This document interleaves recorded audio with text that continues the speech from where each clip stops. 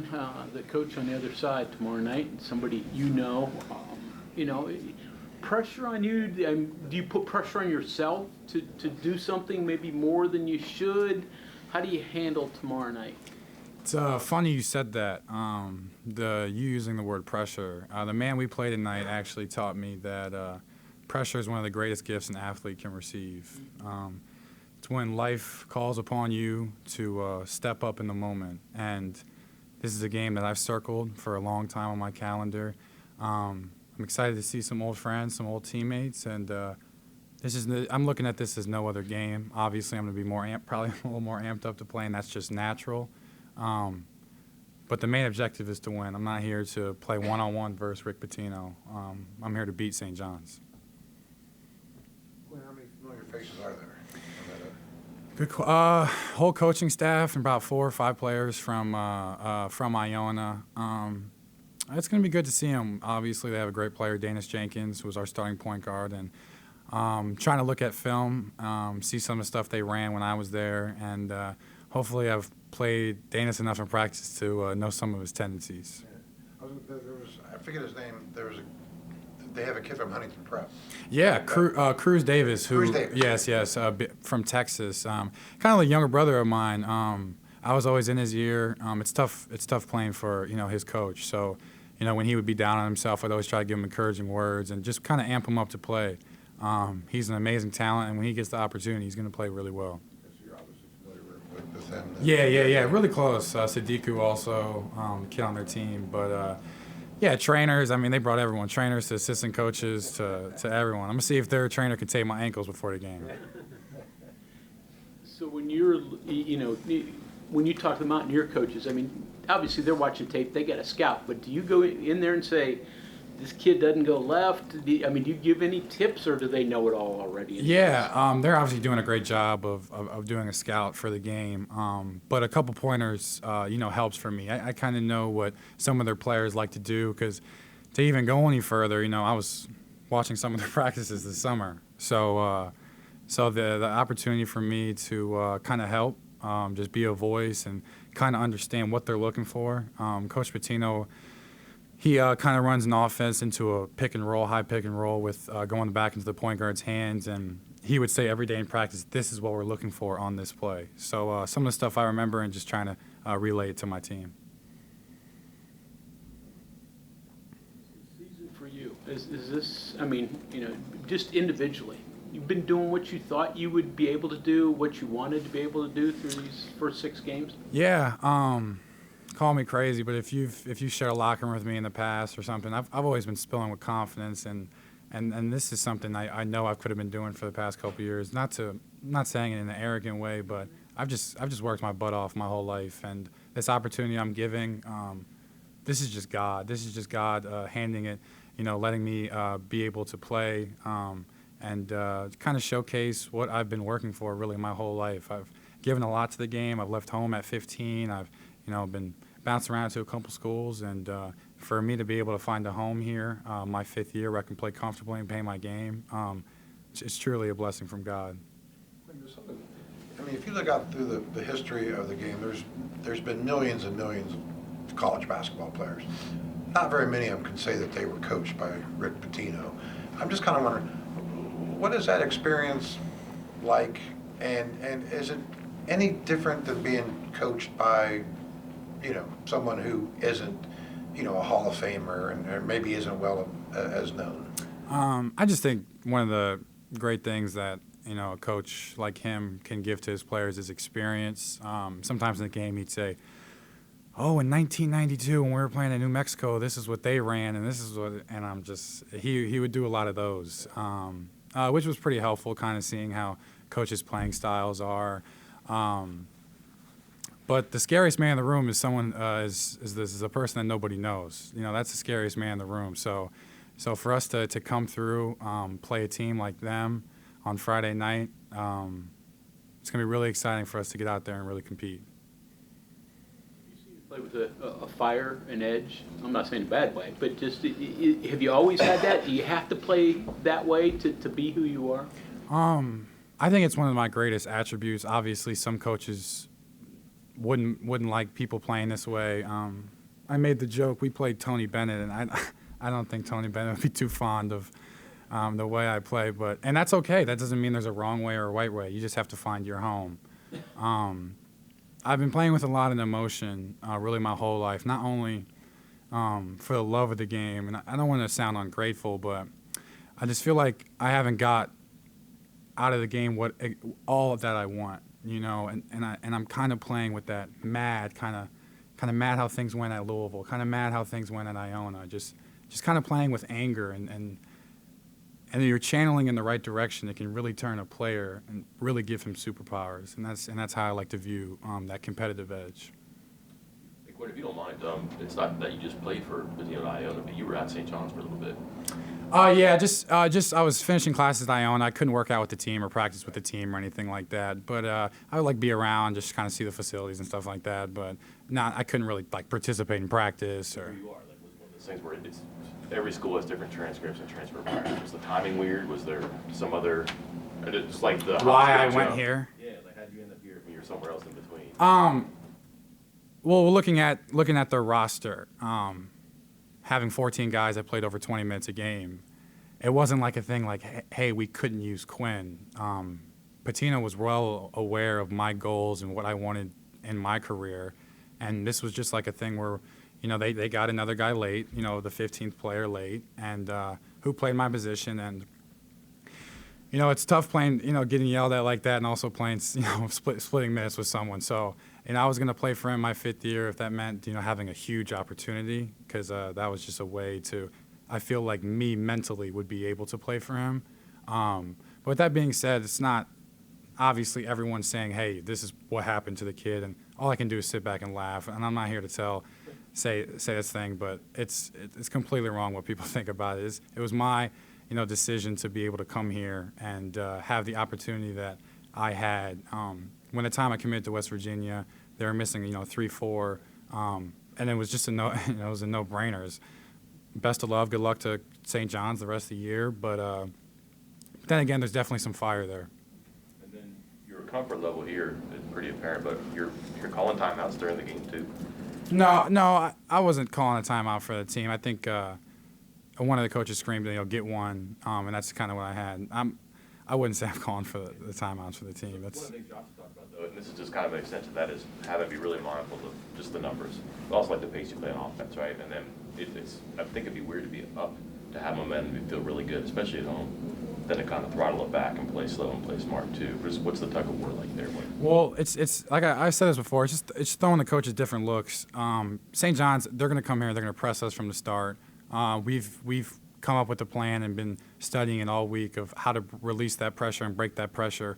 Their thing is trying to not let you get the ball past half court.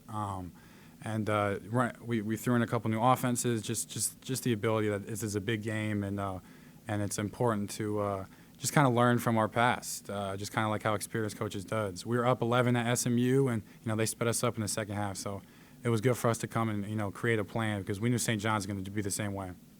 When you were talking about your passion and energy, how you've had this game circled. Coach earlier was talking about, the conversations he's had with you and just trying to make sure everything's channeled in the right. Will that be difficult in this game for you? I mean, with all the circumstances surrounding it. It's probably an unfortunate time for me to say this because I did receive a tech against the Virginia game, but it was the first one in my career. He wanted to push a freshman of mine, so it was just me being a captain, sticking, looking up for him. And it's one of those things that a basketball player has to go through. You see these videos of you've been playing basketball for 18 years. You know what a dirty play is. So when someone takes a kid out the air, do you start something? Do you let it slide? Then you have NBA players tweeting, "Hey, I would have done this or I would have done that," and that's the unfortunate spot. But I think my emotions are very, very helpful for this team.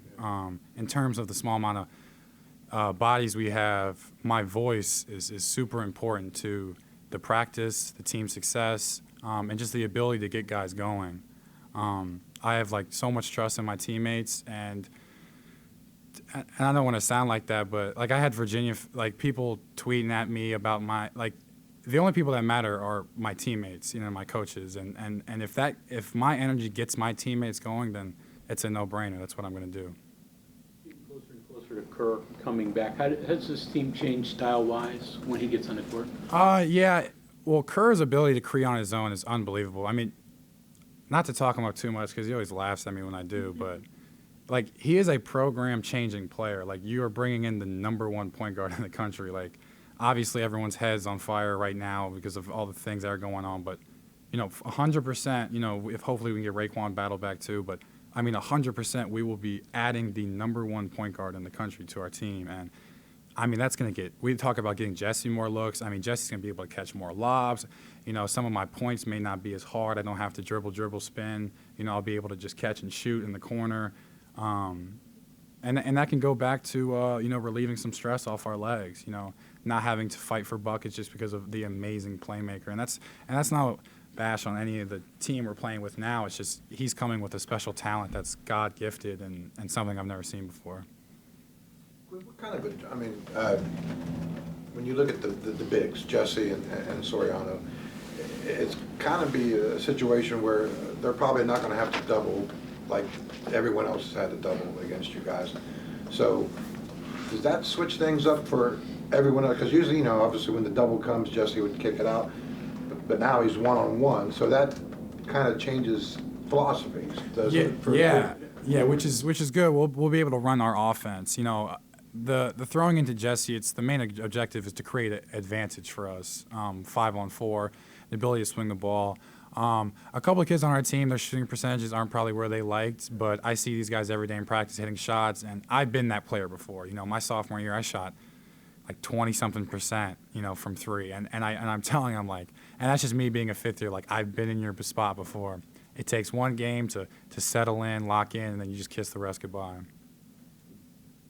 Be interested to see how those two bigs, what they're going to look like against each other. Yeah, it's going to be a great battle. I was able to watch them both pretty closely, just from your eyes too. You guys being able to see St. John's games, and it's going to be a great battle. Obviously, wearing a West Virginia, I bet on my side, not every day and twice on Sunday, but yeah, it's going to be a great matchup. These kids are gritty from New York, but let's not forget who we have in our locker room too. Is it to play 36, 37 minutes a game? I mean, basketball player wants to play, but at some point, what's the exhaustion level like? When I look at stuff like that, they're like, man, you must be tired out there. I remember sitting in my room thinking my life was over last year because I couldn't play because my foot was, broke. So when I think of, there's no tired, there's no I need to be playing less, I'm so thankful that God was allowing me to be able to play basketball again. And every second I'm out there, I'm going to try to give it my all and never really look at it as I'm tired. Since I became 22 years old, I'm getting a little older, you start to kind of try to group things up from life and the game of basketball. Playing a couple minutes more in a game of basketball should be nothing but fun. And when you think about tough or hard, that's for later in life. That's for when real trouble comes in your life. And the ability that I can try to bring to the table is just me thankful. It's never really hard or something I really have to think about.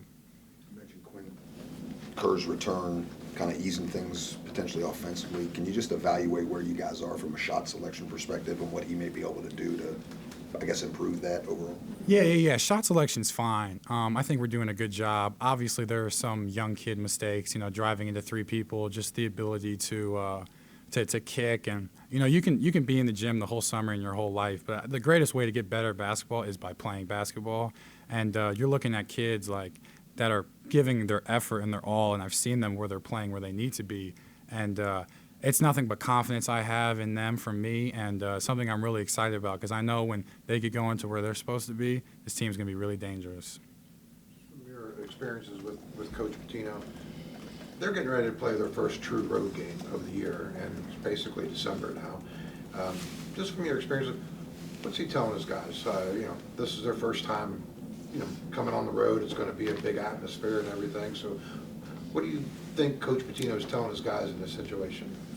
I think honestly, the elephant in the room, kind of how I'm viewing this game. I'm sure he's telling his team just kind of